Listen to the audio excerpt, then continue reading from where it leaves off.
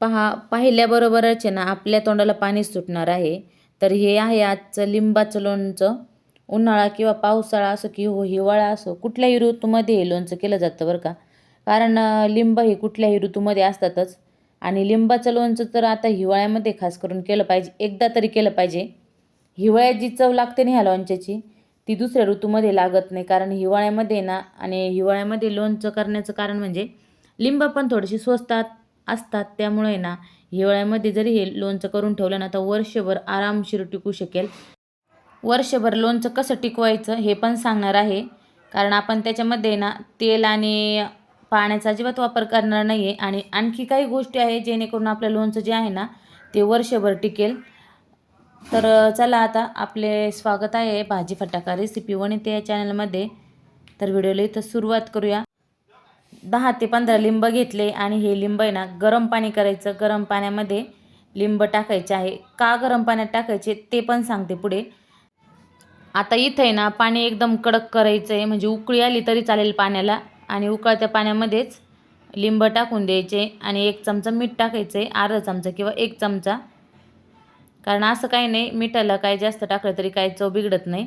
आणि आता सांगते तुम्हाला गरम पाण्यात टाकण्याचं कारण म्हणजे लिंबू थोडंसं चवीला कडू असतं. जेणेकरून आपलं लोणचं कडू होणार नाही यासाठी आपल्याला आहे ना गरम पाण्यात घालायचं आहे. आणि दुसरी टिप म्हणजे जी लिंबाची वरची साल आहे ना ती पण थोडीशी टणक असते आणि परतल्यानंतर पटकन आपलं लोणचं मुरतं. त्यामुळे आहे ना साल नरम होते तर लोणचं जास्त मुरायला वेळ लागत नाही. म्हणून ना आपल्याला गरम पाण्यामध्ये लिंब कधी पण टाकायचे आहे आणि 10 मिनिटासाठी भिजू द्यायचे. 10 मिनिटानंतर बघू शकता तुम्ही इथं पाणी थंड झालेलं आहे आणि थंड झाल्यानंतर आहे ना आता लिंब कोरडे करून घ्यायचे चांगले. आणि लोणचं जर वर्षभर टिकवायचं असेल ना तर ही एक टीप फॉलो करा.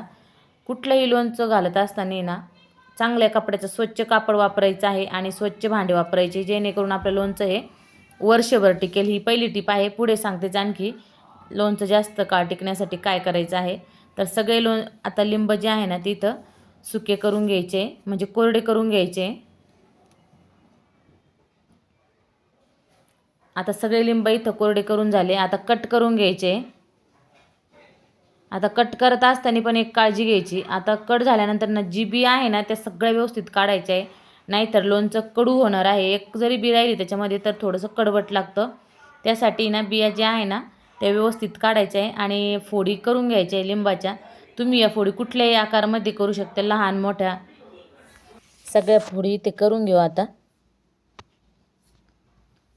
असं नाही की मोठ्याच केल्या पाहिजे, बारीक पण केल्या तरी चालेल. तर बघू शकता आता सगळ्या फोडी तर करून घेतल्या म्हणजे लिंब कापून घेतले. आणि आता मिक्सरच्या भांड्यामध्ये याला गरका देऊन घ्यायचं आहे. थोडं दरदरीतच ठेवायचं म्हणजे दाताखाली आल्यानंतर ना खूप छान लागते हे लोणचं खाण्यासाठी. लिंबाचं याला मुरंबा पण म्हणतात. एका वाटीमध्ये घालून मोजून घ्यायचं आहे किती वाट्या भरतं. तर हे ना 1 वाटी आहे तर आपल्याला इथं गूळ वापरायचं आहे 2 वाटी. म्हणजे जास्त कडू पण लागत नाही आणि थोडंसं आंबट गोड पण होतं. त्यामुळे ना 2 वाटी गूळ वापरायचं आहे. आणि साखर जर वापरायची असेल ना तर 2.25 वाटी साखर वापरा. आता गूळ घालून ना मिक्स करून घ्यायचं आहे कढईमध्ये. गॅसवरती ना कढई ठेवायची आणि लगेच मिक्स करायचं. तेल पण वापरायचं नाही आहे आणि तूप पण नाही आणि पाण्याचा पण अजिबात वापर करायचा नाही आहे. म्हणजे जेणेकरून आपलं लोणचं आहे ना कमीत कमी जास्त दिवस टिकेल. फ्रीजमध्ये जर ठेवलं ना तर कंप्लीट 1 वर्ष टिकेल आणि बिना फ्रीजचं जर वरती ठेवलं ना आपण तर बिना पाणी आणि तेल वापरलं नाही त्यामुळे 6 महिने तरी आरामशीर टिकणार आहे हे लोणचं. आणि कमी गॅसवरती ना छान मिक्स करून घ्यायचं आहे. आणि पुढे पण सांगते एक जास्त दिवस टिकण्यासाठी आपल्याला महत्त्वाचं म्हणजे ती जी आपण टीप फॉलो करणार आहे ना ती केलीच पाहिजे. तरच तुमचं लोणचं आहे ना जास्त दिवस टिकणार आहे. आता शिजून घ्यायचं आहे गुळामध्ये चांगलं आणि नंतर बाकीचे मसाले घालायचे. उपवासाला जर करायचं असेल ना याच्यामध्ये फक्त लाल तिखट आणि मीठ घालायचं थोडंसं. तर छान उकळी येत आहे.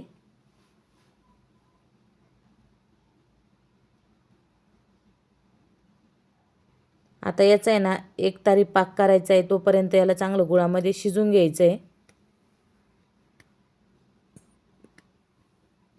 गॅस कमी ठेवायचा. तर आता निम्मा अर्ध शिजत आलं आहे. त्याच्यामध्ये आता लाल तिखट टाकायचं आहे, मीठ टाकायचं.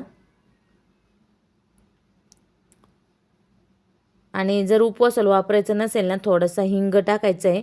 हिंग घातल्याने पण खूप छान टेस्ट येते ह्या लोणच्याची. त्यामुळे ना, जर तुम्ही उपवासाला खाणार नसणार ना, तर हिंग टाकायला विसरू नका. लाल तिखट टाकल्यानंतर बघू शकता तुम्ही रंग किती छान आलेला आहे लोणच्याचा. आणि सुगंधही इतका छान सुटला आहे घरामध्ये. आणि आता मीठ टाकायचं आहे. मीठ टाकून आहे ना, चांगलं शिजून द्यायचं आहे. आता मिक्स करून आहे ना, एक तारी जोपर्यंत पाक होत नाही ना, तोपर्यंत शिजून घ्यायचं आहे.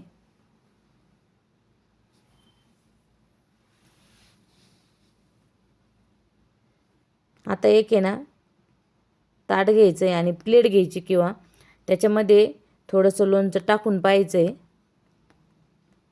बघा, जसं जसं आपलं लोणचं शिजतं ना, तसं तसं त्याचा रंग खूप छान येतो.